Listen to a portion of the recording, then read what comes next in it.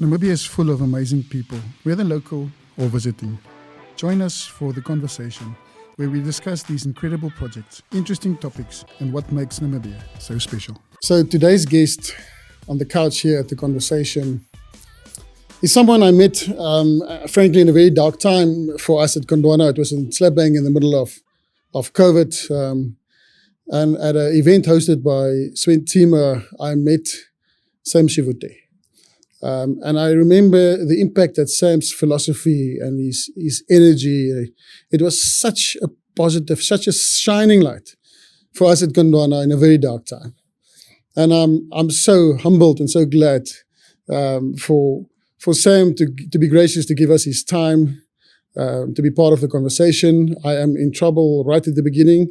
If you look at the dress code, Sam is always as neat as a pin, as in always. But anyway, Mr. Sam Shivute, thank you for your time. And Sam, welcome to the conversation.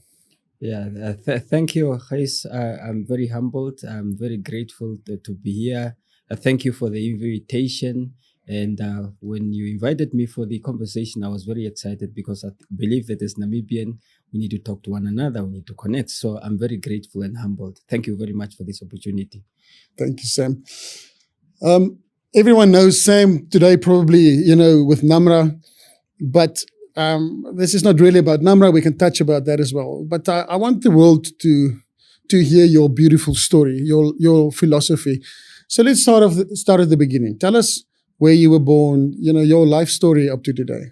Okay, thank you. Yeah, I was born at a very small village called Olunkono village. It's close to Ondangwa Airport.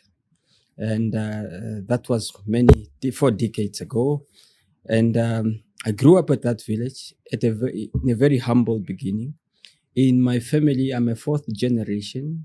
And I'm the first person in my family from my maternal family to pass grade 12. That's standard 10 by then, 1994. So, but I'm also very happy always to share that already in 1988, that is when I officially started working. And my first job was working for Dr. Johannes Smith, who was a veterinary in Ondangwa.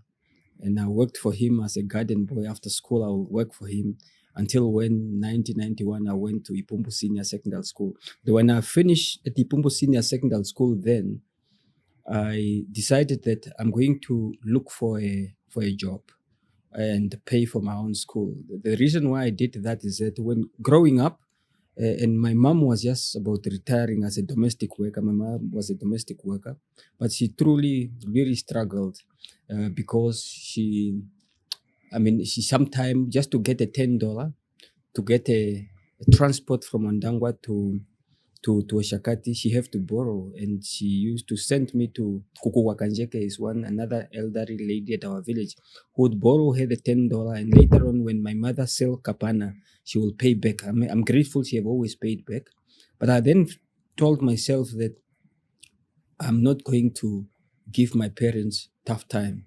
I have to look for a job, and I have to fund for my own education. And for my father's side, my father was an official traditionary polygamy where many were about more than 20. So I couldn't also give him stress and burden him. But I'm very happy to note that at the end, it all worked out. I eventually first got a job as an assistant taxi driver. That is just 1995. And I did that job until when I made a breakthrough and I got a job within the Namibian police. And that was really the break point in my life when I got a job in the Namibian police. Fast forward, spent about 8 years in the Namibian police. And when I was in the Namibian police as well, I decided the next year, 1996, I have to enroll for a national diploma in police science at the then Polytechnic of Namibia, NAS now. So then I was working and I was studying. And the 8 years I spent in Namibian police, I eventually became a detective sergeant. And I was able to work at divisions like Wanaenda Police Station, Wanaenda Detective Unit, theft of motor vehicle. And I got an opportunity to work with the best detective ever in Namibia, Detective Chief Inspector Niels Becker. Is a commissioner now in the Namibian police. He was my boss at the serious crime unit. worked for Crime Information Unit. And in 1999, when violence broke out in East Timor, the United Nations then were looking for police officers from different countries to go and serve in the service of peace and restore order and help to rebuild East Timor. So I applied to go to East Timor, and I was accepted by the UN, and I spent 2 years in East Timor, close to Australia, in Indonesia, serving in the service of peace. Ended up working first as a security at the Elmera prison, guarding those militia who have killed a lot of people. And after working there at the prison for about a month, one day I met the commissioner who was responsible for the UN civilian police component. And I told him that, look, Commissioner, I got about 5 minutes to speak to him, and I knew I needed to make an impact. And during that 5 minutes, and I told him that, look, I know that the UN deployed me to be a security officer at the prison. But truth be told, back home, I used to work as I was one of the top detectives at Serious Crime Unit. And in my view, I was one of the best detectives. And I think I can serve the UN better. So the commissioner asked for my CV, and a month later I was transferred to the headquarters in Dili. And I ended up working in the Office of Professional Standard, Audit and Evaluation. I grew in that office from the position of investigator, and eventually, by the time I left East Timor, I was the Deputy Chief of Office of Professional Standard, Audit and Evaluation. Now, coming back to Namibia then, and I was assigned to, after 2 years, it's now 2000 to 2002 May, the 20th, when East Timor got the independence, and we have done what we're supposed to do. We've rebuilt the country, we've contributed to the building of the police force. Now, when I came back, then I was assigned at the Commercial Crime Investigation Unit as a detective sergeant. And I worked there for about 5 months, and but I did some personal investment while I was in East Timor. I have noted many people, when they go to those missions, they buy cars and so on. Yes, I also bought, but I invested more in buying books.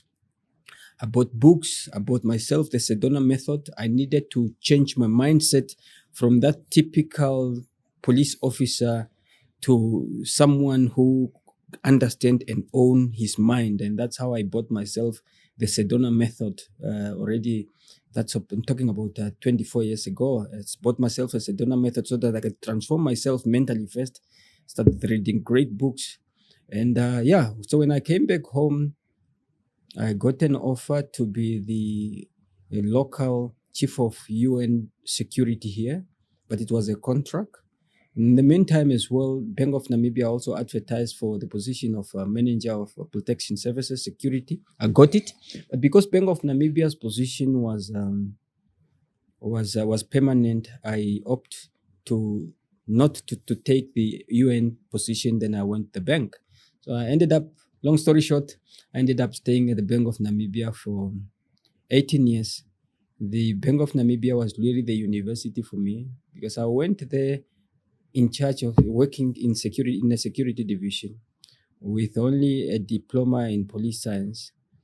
And after 18 years, by that time, I had a degree in BJuris degree, LLB honor, degree in police science, then a master in international finance and banking law, then got accredited as a transformational coach. So BON was like a university for me, but I also ended up growing from security division.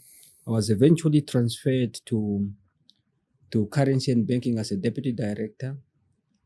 And after that, then I was promoted to be the director of banking services. And as a director of banking services, you are technically the banker to the Namibian government, because you are in charge of the state account, all the money collected by the receiver of revenue. You are in charge of that account.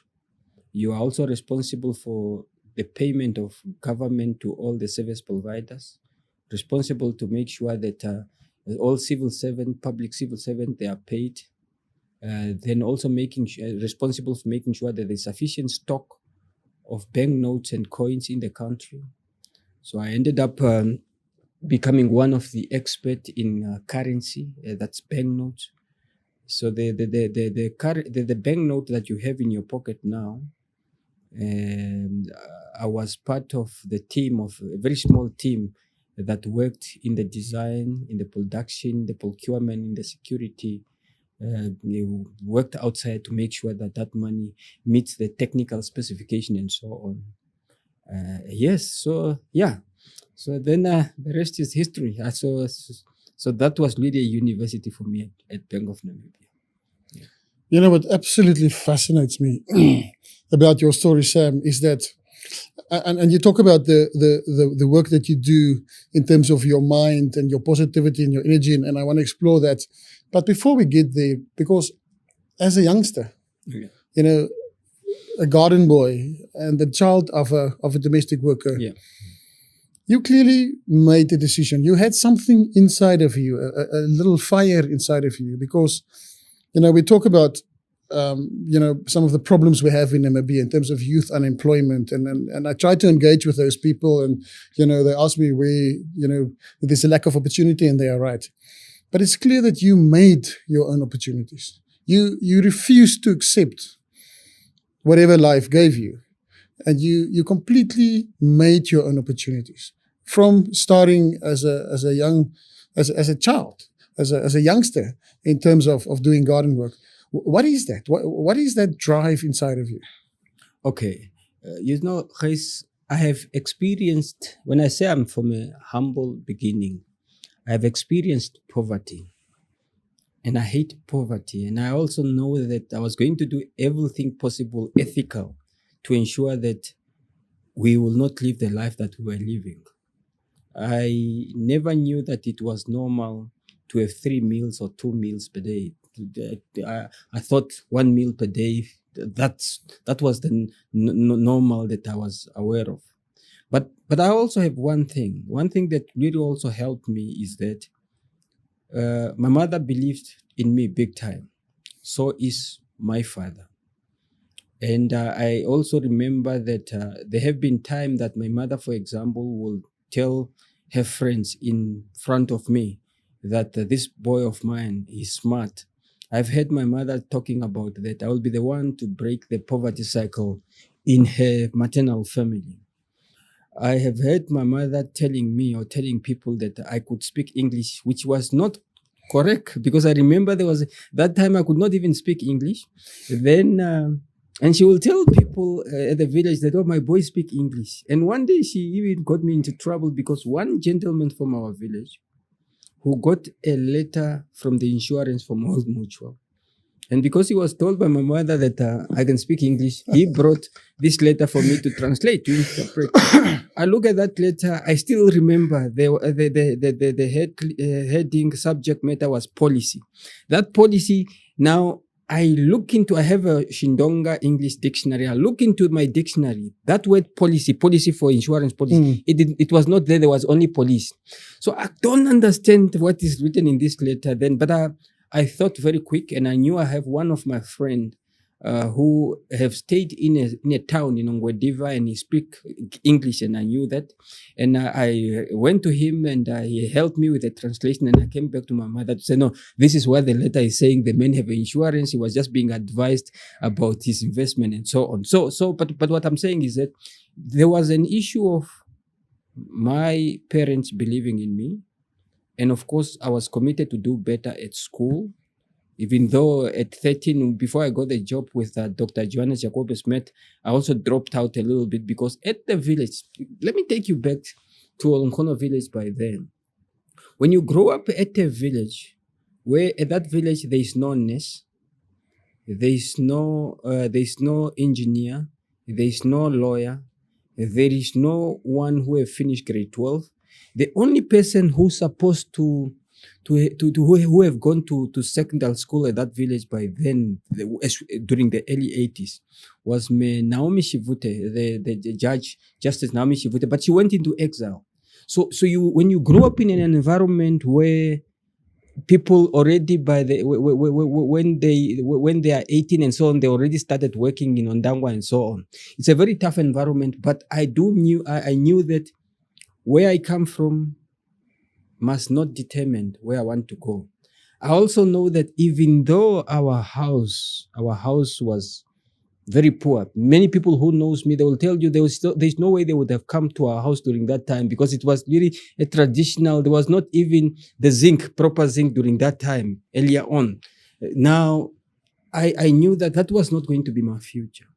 And therefore, what we did is that even though we lived under those circumstances, mentally, I never accepted that I was poor, because mentally I was not poor. And therefore, I ensure that I don't visit other people's house, so that you also do not come to my house. Maybe at our village, anyone can tell you there were only 3 houses where we are allowed to visit. But again, it's really that drive of knowing that where you come from is not what will determine where you are going.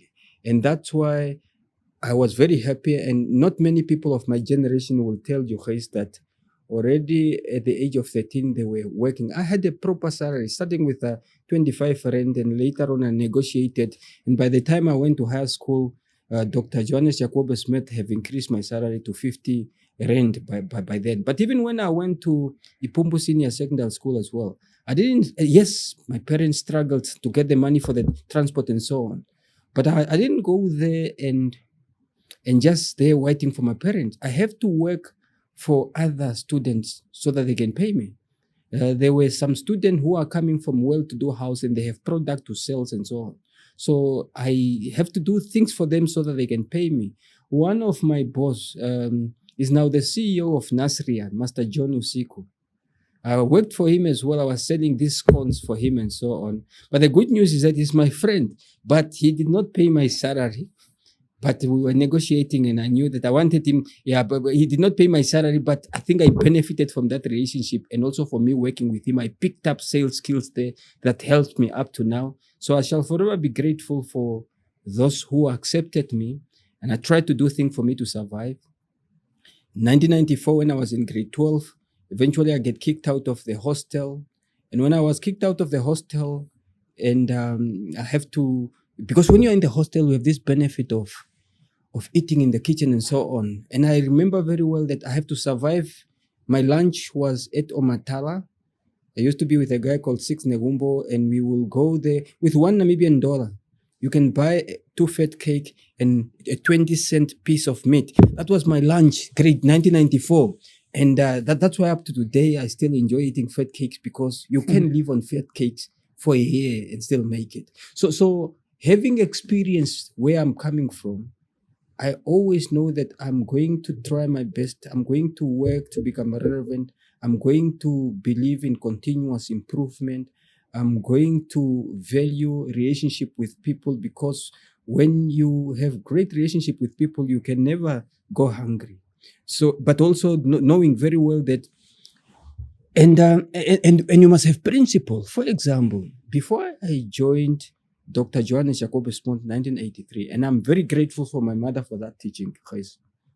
She told me, because she have worked as a domestic worker for the white people in Ondangwa, and she said, my boy, I'm very, very happy you're going to start a job. And I must also acknowledge the person who helped me to get this job. This is a gentleman called Linus Johannes. He's the owner of Sauce Club in Oshakati. He's one of the best restaurants in Oshakati, Sauce Club, because he also used to work there as a garden boy. So he got me a job.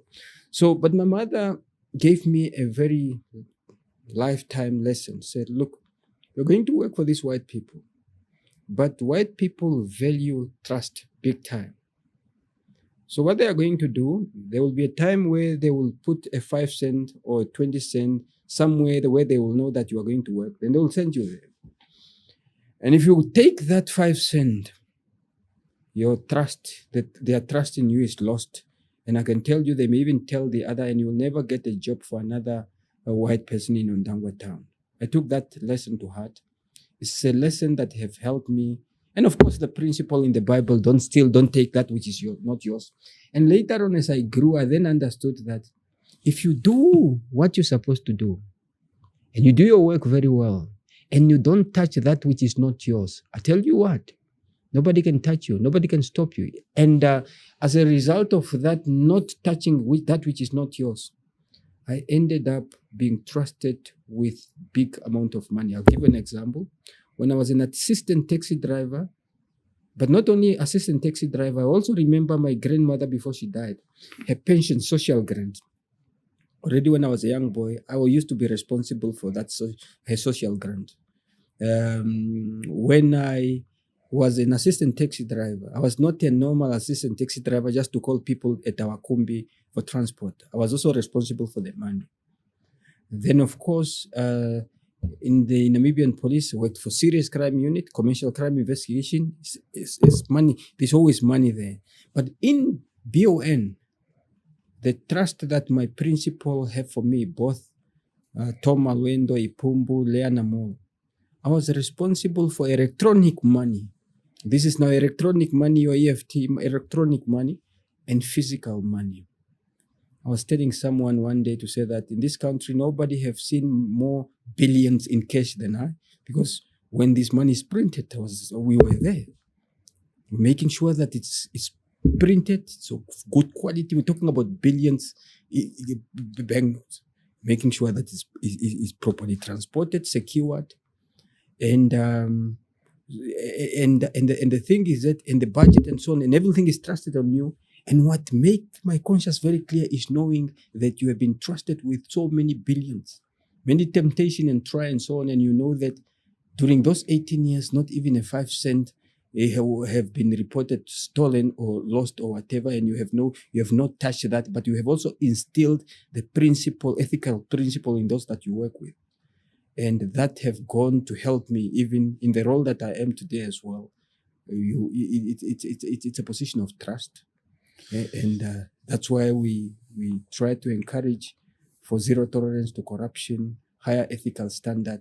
And when you know that and your conscience is clear, you sleep as a very peaceful man, and just knowing that nobody can touch you. But Sam, wow, it starts with, I'm a very lucky, I'm a very blessed man in terms of having these conversations with special human beings like yourself. And there's a theme in Namibian society, and that theme is to some extent built around strong women. Yeah. The fact that your mother, she didn't wait for you to be talented and then tell the world. She didn't wait for you to be able to speak English. Yeah. She said he can speak English. Mm-hmm. And that positive belief and trust in a young Sam Shivute, from a clearly amazing woman. Mm-hmm. I think this is a nation of strong women. Mm-hmm.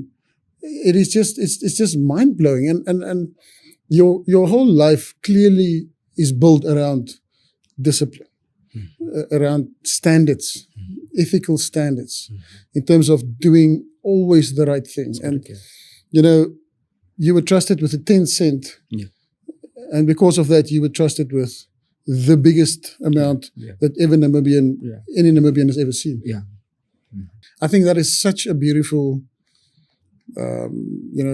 lesson for all of us. And and the reason why I really thank my mother, especially that teaching about the principle of integrity. I tell you what, I think it was 2017 or 2017 there, where, of course, in your life, you will have a lot of temptation, and of course, you stand by your principle and so on. But one of the biggest tests that had happened, and I have never shared this publicly before, and I'm sharing it with you for the first time. It's 2017. I work as a chairperson of a public enterprise, and we have money, more than 15 million, into a bank, you understand? And also in that same bank as well, I also have my own investment money. Now, then I work for the central bank. Then at the central bank, I know each and every action. I also know that the action that the central bank was going to take against this bank. And I know that the bank was going to be closed. And I know that the money that is there, my money and the money of from a governance perspective. This I did not even discuss it with, I did not discuss it with anybody. I'm sharing it for the first time. I have my account there, and there's about 15 million that we have put there to collectively with the other board member. But I know that this bank was going to be closed because I was part of the decision I was part of the team. I knew very well what was happening. I knew the process and by when it was going to be closed. So I had a choice. I had the choice to silently go and ensure that this money is withdrawn. Do you get? I had the choice. And mine, maybe it was not a lot of money, my personal money. But for the institution that I care for and I have fiducial responsibility, I have a choice also to brief my field director and CEO and say, let's take that money because we're already not having money, we'll lose it. I tell you, I'm speaking this for the first time. I never mentioned, because if I advise my colleague and say, let's take my money, if I take my money out, or I advise my colleague and say, let's take this money out, then I compromise my ethic, my principles, because I would have done that on the basis of information that I know as a result of my access to association with the bank. So it's something that since 2017, I'm speaking it for the first time, but I think that, especially when you have your own money and a 15 million that was entrusted in you as well, you made that decision to put it there because it was the right thing to do. And I kept quiet. And I know I have lost it all. We have lost it all. But my conscience is very clear. And I will not regret. And if it happen again next time, I'll do the same. Well, I think that says it all. It says it all about the character. And if anyone was ever looking for the definition of integrity, in the face of a massive test, that is exactly that. Yeah. Sam, I want to take you back. You mentioned when you were in East Timor and you really invested in yourself. Yes. And you read books. And it seems that you got interested in the power of the mind. Yes. Tell us about that. I want to learn from you. Yeah. So because what happened is that the environment that I grew up, we never used to read. And also the school where I went, there was not, apart from just reading the textbook for the subject, there was not really that culture where students are encouraged or given books by their teacher to read, and they will come and present and so on. So like even in our literature or English, we only had one literature book. We read that. The book was not enough for all of us in school. In actual fact, the teacher showed us the movie, the video on that book, and we were tested and we wrote and so on. So not grow up in a culture of reading, but I love reading, but I didn't grow up in that culture. So 1996, then a friend of mine got me a book called The Power of Positive Thinking by Norman Vincent Peale, Power of Positive Thinking. And in that book, I learned the principle of how to be positive. In that book, I learned the principle of about if someone want to, insult you and so on, you still have the power to decide to ignore that and so on. So that was the initial book, The Power of Positive Thinking.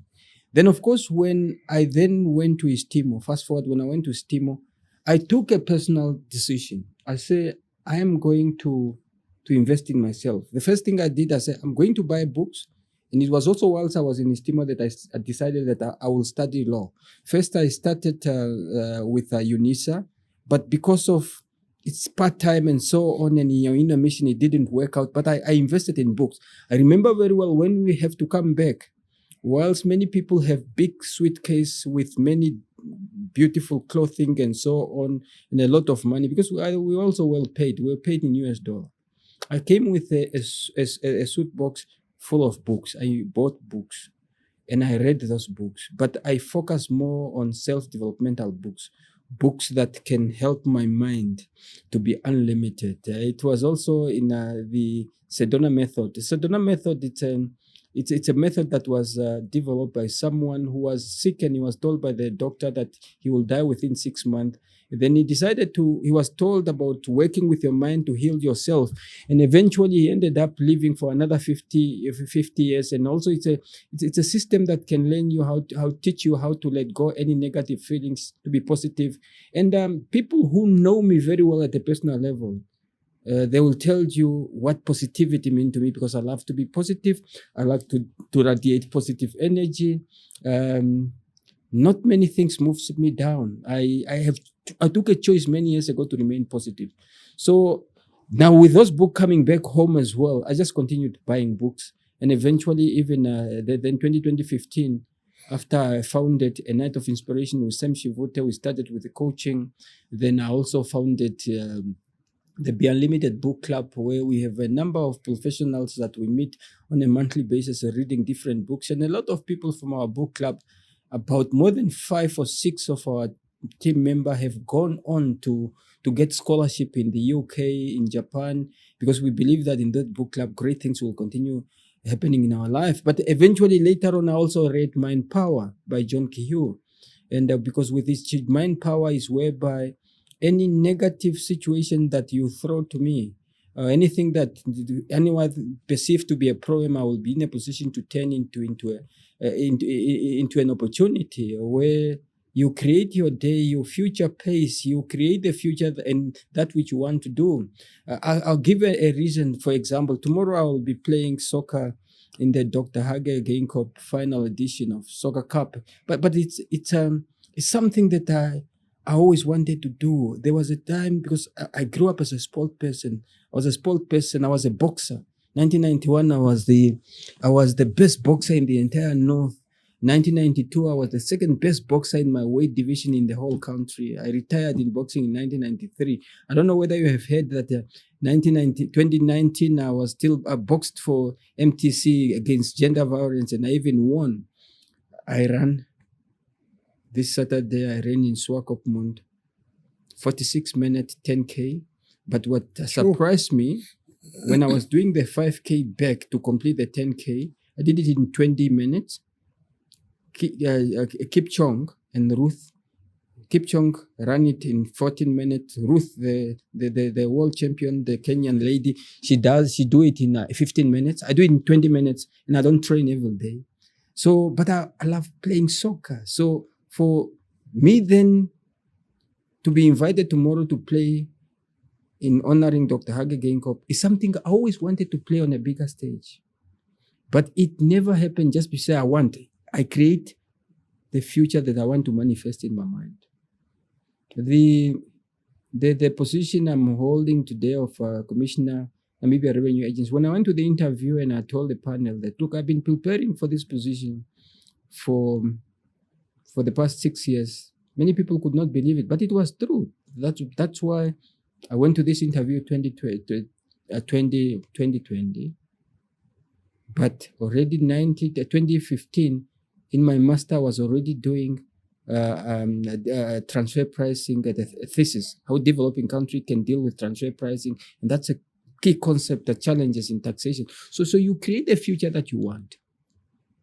Even this conversation, I just knew that one day we were going to meet and have a conversation, because the first time when we met during COVID, you were so inspirational, you radiate positive energy. I was very inspired by your story when you left your formal job first to get into this sector and so on. And Namibia need more people like you, radiating positive energy, people who want to serve, not driven by money, but just want to serve and to be genuine, authentic human being. You are a very kind person, and it's. I sit here and my mind is blown. Because that day was exactly word for word the impact that you had on me. I vividly remember driving away from the studio that day and thinking to myself, wow, be more like Sam Shivute. Mm-hmm. It's a dark time, mm-hmm. but you just radiate energy and positivity and goodness. This principled life that you live, and a lot of us talk about it. Mm-hmm. But the example that you use in terms of how you live it, that's how we solve our country's problems, big or small. Yeah, because if we choose to see negativity, that is what we will attract. I really believe in how the universe operates. I also believe that the universe will always conspire to help us achieve that which we are desiring. And therefore, I think it's important for us to be to be positive, to be optimistic. I was once told that there is no statue for the best critic. There is no statue for the best pessimist. And therefore, that's why later on, when I eventually decided to become a motivational speaker, I chose to do that because I know what motivation and inspiration have done for me. Like my father have taught me, whatever you do for someone, do it without any expectation. I have kept that up to today. Whatever I do for someone, I don't expect anything in return. That's key. But also, I also remember my father teaching us about the principle of always when you show up, be positive, and you must also be properly presentable as well. So later on, I've developed a number of motivational concepts, like the ABC of Sam Shivute. The A really dealing about always having the attitude, positive attitude, because it's either positive or negative. Positive attitude. The B is about believing in yourself, because if you don't believe in yourself, who else will believe in you? So you need to believe in yourself in such a way that even those who do not believe in you, because there will always be critics and those who do not believe in you, but that is not, their opinions and their view about you does not define you. And there is another C, the C is really about confidence. You need to develop a deep sense of self-confidence. Yeah, so those I have a couple of different concepts that I try to use and share with others as well. But it's important to be positive. It's important to make things happen. There will be people who will undermine you. I remember very well, there were a number of newspaper articles. I want to take you back. When I joined the detective unit at Vanaenda, one of my boss, because I was working hard because I really wanted to grow. I even have a picture when I was at the police training college pointing to the rank, the highest rank in the Namibian police, because I knew if I would have stayed in the Namibian police, my ambition was to become the Inspector General. I have a picture while at the college, while I was 20 years old, pointing the highest rank in the Namibian police, because that's where I wanted to be during that time. And but I remember one of my boss telling me that a new broom always sweep better, because how I was showing up and working hard, they thought that it will change. They've never changed. You can never change. You always just want to continue improving on your work ethic. You want to continue always asking, what else can I do to be relevant? Because in life, you are either relevant or irrelevant. But I remember also when I got a job in the Namibian police, at the Bank of Namibia. One of my colleagues, senior colleague in the Namibian police, by then he said, "Oh, this boy hit a jackpot because maybe he's known by the governor." Tom Alwento never knew me by then. The first time I met him was in that interview. But you go there. I've seen people joining institution and you are in a specific position and you remain there and you retire there. But when I went to the bank in security, I said, I'm going to be a student here. I'm going to learn how this institution functions. I'm going to understand and to try to learn how other departments work. I'm going to sit with different people on a daily, weekly basis. And a time really came later on where I understood the bank's operating model. I was able to operate at a very high level within the bank. And after 18 years, I knew that institution. When it comes to currency management, banking, and so on, I was the representative of the institution outside Namibia and in Europe.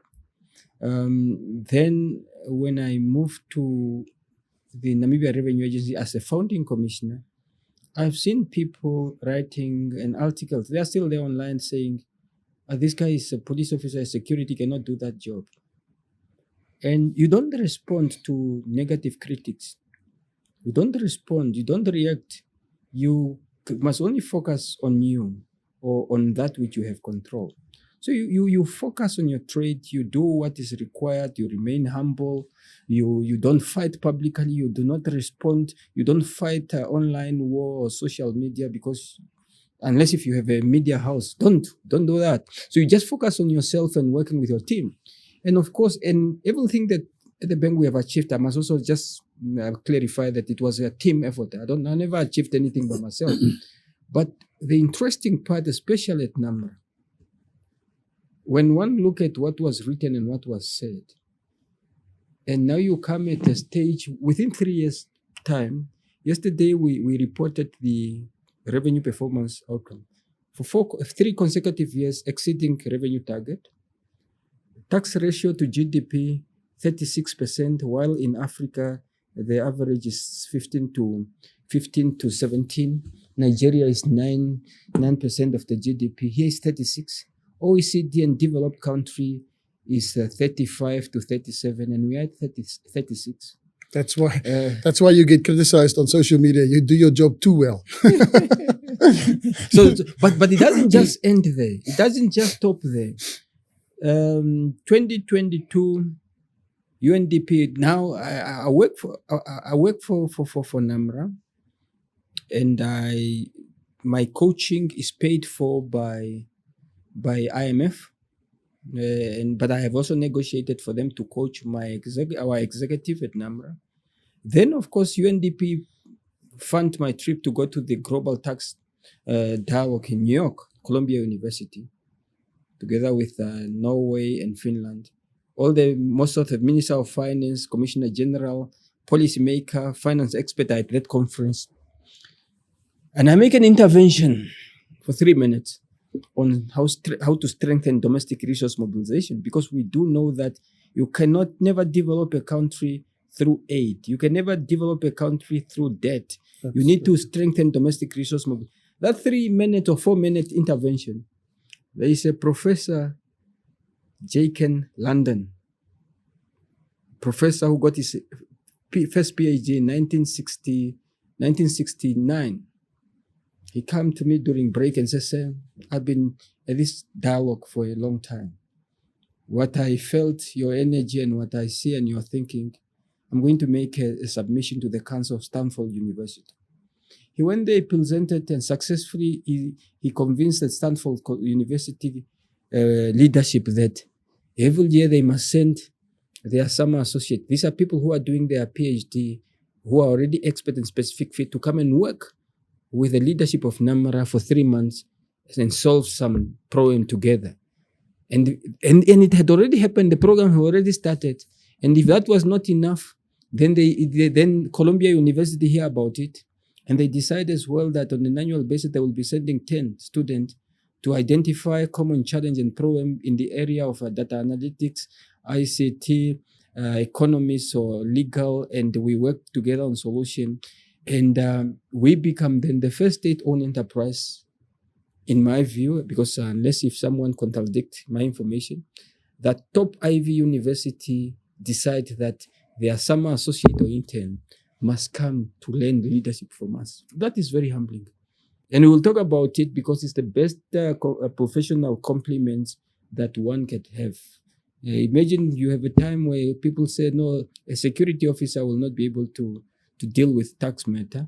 And here today, as I'm talking to you, I'm the chairperson of SACCO Commissioner General Forum. All the SACCO Customs Chief of Tax Administration, I'll be sharing that until next year, July.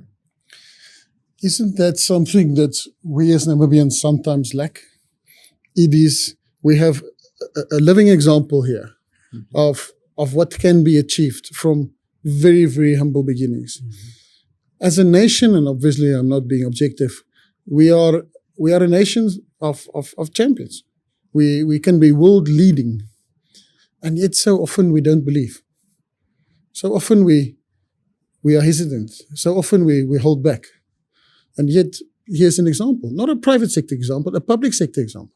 Yeah, a public sector example. But what is very, very humbling is that I spent my 29 years in public sector, but just for this month, for example, private sector still call upon me to engage them. 3 weeks ago, RMB, for example, FNB, call all their leadership. I speak to them.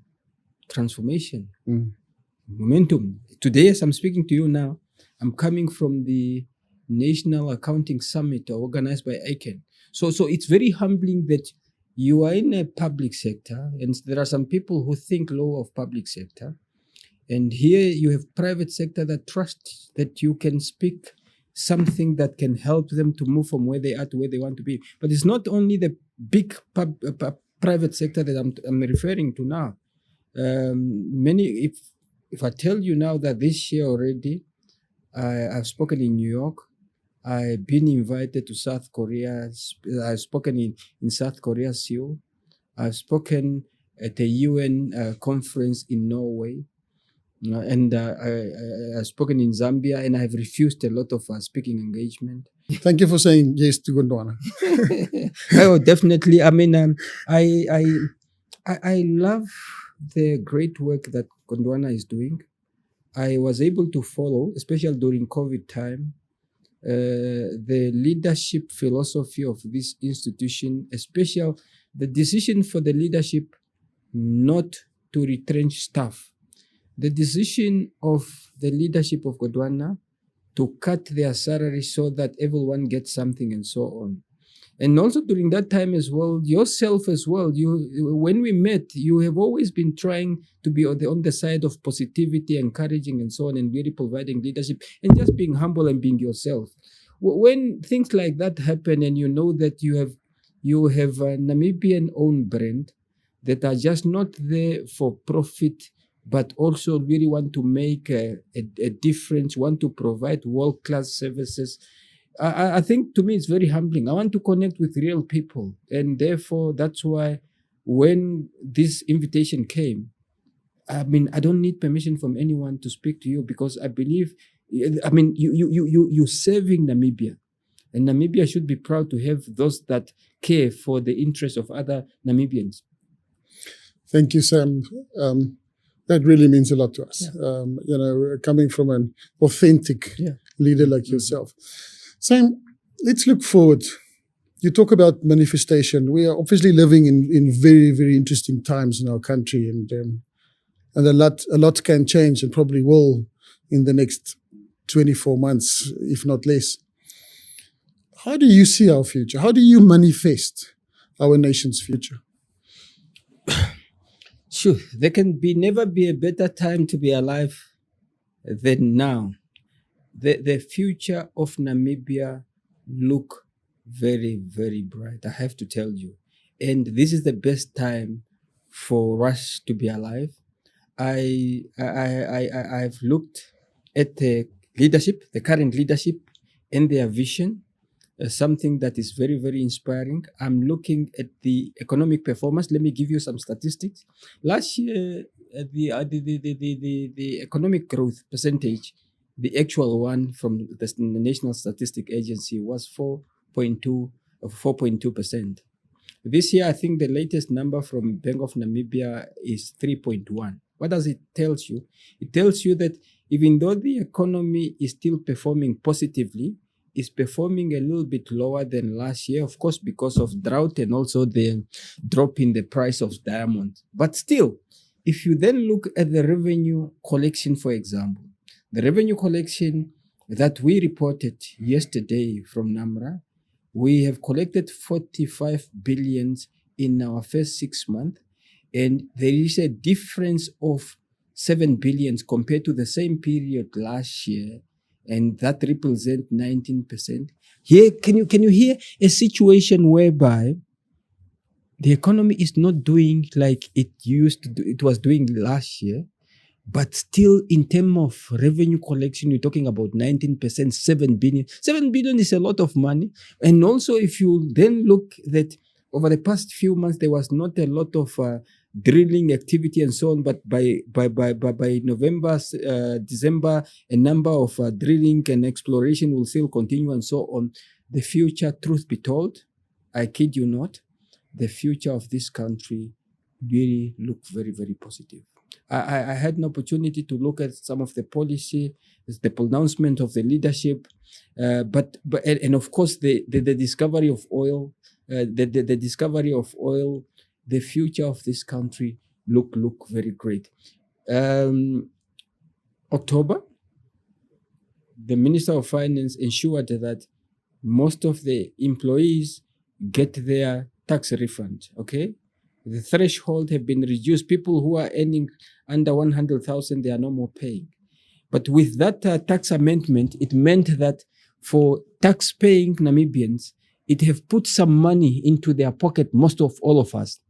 And if that was not enough, and that tax amendment, it costs government about 646 million. But already from the collection, we have seen that we have already make up for that. That is nothing, even it have got no negative impact to the total revenue collection by next year. But if that is not enough, I don't know whether you have heard that yesterday I announced that October, again, we came up with a very innovative way at Namibia Revenue Agency, where we felt that because there was this rule whereby everyone who have a positive credit, even if it's just $1 to be refunded, you need to be audited. Let's say if you put in a claim for your study policy, retirement annuity, or your vehicle, and you have to be paid, you need to be audited. Where in the world, who will be able to audit each and every one? There are great human beings, very honest people here. And you cannot, what you need to do is that, you have to do this on a risk-based process, but not to everyone. As a result of that, this month, again, despite the 646 million that was paid as a result of the announcement by the Minister of Finance, this month, the Namibian people, again, the Namibian economy, we're going to inject 75 million. And if that is not enough, all those people who have pending refunds on tax, on study policy, retirement annuity, vehicle, in November, 200 millions in backlogs will pay it. And that will be the future. But it did not even start this year. Already last year, December, people have already received their bonus, and we again injected 1 million. And we like it when we see it's putting money into the people's pocket, because our vision, which vision was never copied somewhere, which vision it was divinely guided by God. We say we aspire to be a world-class revenue agency serving with passion to positively impact the livelihood of every Namibian. And we were able to tell a story. How do we impact each and every Namibian positively? But Sam, I think, and I love how you bring it, because it is a two-way street, like you say. The collection side is clearly highly successful, and you've had a tremendous impact there. But also the refunds, the refunds and the administration of that. It is always a two-way street, and of course, a lot of people don't like paying tax, but it's part of our social contract. Yes. We can't live as a community and as a society, without that. It is our duty, whether as an individual, or as a corporate. Yes, there are benefits, in terms of investment. We love the new work being done also by the Ministry of Finance in terms of tax deductions for internships and apprenticeships, and that's something that we at Gondwana are extremely proud of. It's really a focus area for us to give opportunities to the youth. But I think well done, and I love how you said that it's a good time to be alive. Oh yeah, definitely, and the future look very very great. And these refunds, and we know what is happening globally because we follow the international trend. And of course, I'm not allowed to speak about tax policy and so on, but it's not only about tax policy. The future of Namibia really look very, very bright. It's for us as Namibian as well to remain positive. It's for us to try to understand what is happening in the world. I always tell people, develop a deep sense of self-awareness, understand the strategic objectives of your institution, understand the national development program of your country and the country's vision, understand the Africa that we want, Agenda 26.3 and all the provision therein. understand the African Continental Free Trade Area, because now even the market now, we're not talking about 3 million market. We're talking now about 1.3 billion market. In terms of GDP, we're talking about 3.5 trillion US dollar GDP. Then we need to understand the sustainable development goals. We need to make sure that we challenge ourselves and understand what are the key discussion at the Global Economic Forum. Every year, October and April, the top policy, economic and financial policy maker, they meet at the World Bank IMF spring meeting. And it must be our responsibility to follow what is happening there. We need to understand the issue of geoeconomic fragmentation, geopolitical tensions, what are the opportunities coming out there in the advanced technology and so on. And then position ourselves knowing very well that, okay, with this interest of many people coming to Namibia and the emerging industry, oil and gas, green hydrogen and so on, what are opportunities out there that we can monopolize and grab? What were the challenges faced by people in Nigeria or in Angola in benefiting from the local content policy and so on? You got to start preparing yourself now for the opportunity that you do not have, so that when that opportunity presents itself, you are not going to say, no, I'm not prepared for this. So it's really, and again, yes, the future of Namibia, I guarantee that, and because I see in the future, it looks very, very bright. But you need to prepare yourself for the opportunity that you do not have. You need to be positive. You need to position yourself properly. Otherwise, you will end up being a spectator.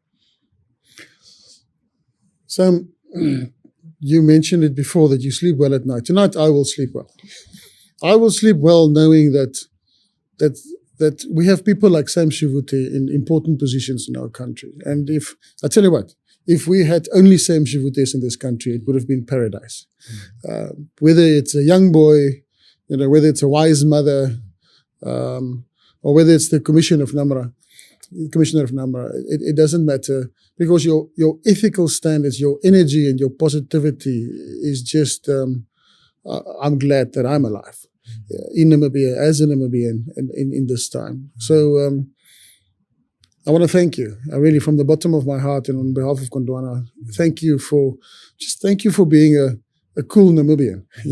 Thank you for being a positive Namibian, and thank you for being a leader that will impact all of our futures. We are humbled. We work with you. All of us, and we really appreciate your time and your effort and your inspiration, both for us as Gondwana, but I think also for us as a nation. No, thank you very much, Gys. Like I indicated, I'm very humbled to have been invited to the conversation. I'm very happy that we were able to convince. I have always indicated that, if you are not talking to people, if you are not convincing, you will not learn. You will not be able to connect, and when you don't connect with people as well, your mind will not be aligned, and therefore that's just like we were taught by our late president, Dr. Hage Geingob, that as Namibian, we need to hold hand and move into the same direction. As Namibian, for Namibia to become great, we need to work on ourselves, because the country can only become great if the citizens have worked on themselves and they become great. So it's the country is not about the building, it's not about the infrastructure, it's about the people, and working with our mindset, working on ourselves, protecting the best interest of our country. I think if we really do that, and just knowing that really the future looks very, very bright, and that we should be unlimited, because I believe and I've been taught that we are unlimited beings, limited only by the concept of limitation that we place in our mind. And therefore, I really want to thank you with your entire leadership and with your entire team.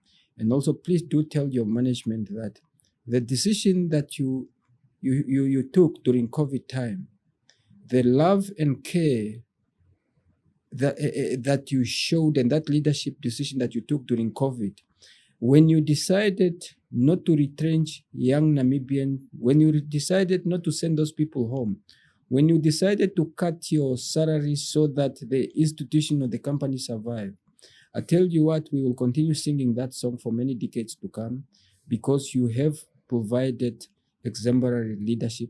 And Namibia need more businessmen like yourself who are not only profit-driven, but they are really concerned about the best interest of this country, who believe that paying taxes is the right thing to do, because if we don't pay tax, our state will become weaker. And if our state is weaker, is not capacitated, we will not be safe. Namibia will not be safe. And therefore, I'm very humbled and thank you very much. And please do keep up the great work and continue with the conversation. Thank you. Thank you, Sam, to an unlimited future in Namibia. Thank you. Be unlimited.